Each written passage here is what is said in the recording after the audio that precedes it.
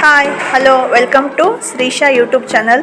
ಎಲ್ಲರಿಗೂ ಬೆಳಗಿನ ಶುಭಾಶಯಗಳು ಹಾಗೂ ಅಂತಾರಾಷ್ಟ್ರೀಯ ಯೋಗ ದಿನಾಚರಣೆಯ ಶುಭಾಶಯಗಳು.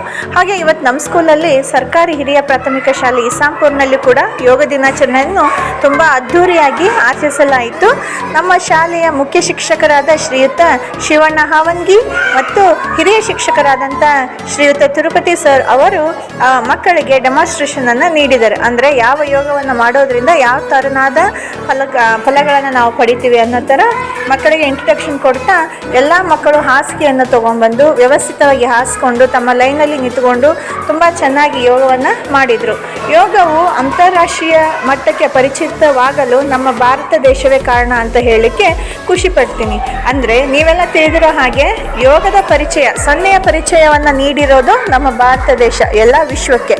ಅದೇ ಥರ ಈಗ ವಿಶ್ವಕ್ಕೆ ಯೋಗದ ಪರಿಚಯವನ್ನು ನೀಡಿರುವಂಥದ್ದು ನಮ್ಮ ಪ್ರಧಾನಮಂತ್ರಿಗಳಾದಂತಹ ಶ್ರೀಯುತ ಮೋದಿದವರು ನಮಗೆ ಎಲ್ಲ ವಿಶ್ವಕ್ಕೆ ಯೋಗದ ಪರಿಚಯವನ್ನು ನೀಡಿದ್ದಾರೆ.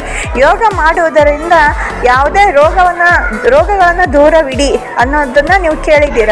ಅಂದರೆ ಯೋಗವು ನಮ್ಮ ದೇಹದ ಎಲ್ಲ ಅಂಗಾಂಗಗಳಿಗೆ ವ್ಯಾಯಾಮವನ್ನು ನೀಡಿ ಎಲ್ಲ ಅಂಗಗಳು ಜೀವಿಸುವಂತೆ ಮಾಡುತ್ತದೆ. ಎಲ್ಲ ದೇಹದ ಅಂಗಗಳಿಗೆ ಆಕ್ಸಿಜನ್ ದೊರೆಯುವುದರಿಂದ ಅವು ಏನಾಗುತ್ತೆ ಅಂದರೆ ಸದೃಢವಾಗಿ ಕಾರ್ಯವನ್ನು ನಿರ್ವಹಿಸುತ್ತವೆ ಅಂತ ನಾವು ಹೇಳ್ಬೋದು.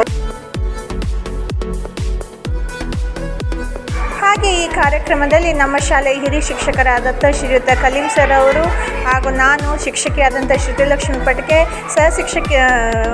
ಗೆಸ್ಟ್ ಟೀಚರ್ಸ್ ಆದಂತಹ ಶ್ರೀಯುತ ಶಾಂತವೀರ್ ಸರು ಹಾಗೂ ಬಸಮ್ಮ ಮೇಡಮ್ ಎಲ್ಲರೂ ಇದ್ದು ಎಲ್ಲ ಮಕ್ಕಳಿಗೆ ಗೈಡೆನ್ಸನ್ನು ಕೊಡ್ತಾ ಹೋದ್ವಿ. ಈ ಯೋಗದ ಮಹತ್ವವನ್ನು ನಮ್ಮ ಶಾಲೆಯ 5ನೇ ತರಗತಿ ವಿದ್ಯಾರ್ಥಿನಿಯಾದಂತಹ ಶ್ರಾವಣಿ ಯೋಗ ಮಾಡುವುದರಿಂದ ಆಗುವ ಉಪಯೋಗಗಳು ಹಾಗೂ ಇವತ್ತಿನ ಯೋಗದ ಅನುಭವಗಳನ್ನು ಹಂಚಿಕೊಂಡ್ಲು. ಈ ರೀತಿಯಾಗಿ ನಮ್ಮ ಶಾಲೆಯ ಯೋಗ ದಿನಾಚರಣೆಯನ್ನು ತುಂಬ ಅದ್ಧೂರಿಯಾಗಿ ಆಚರಿಸಲಾಗಿತ್ತು.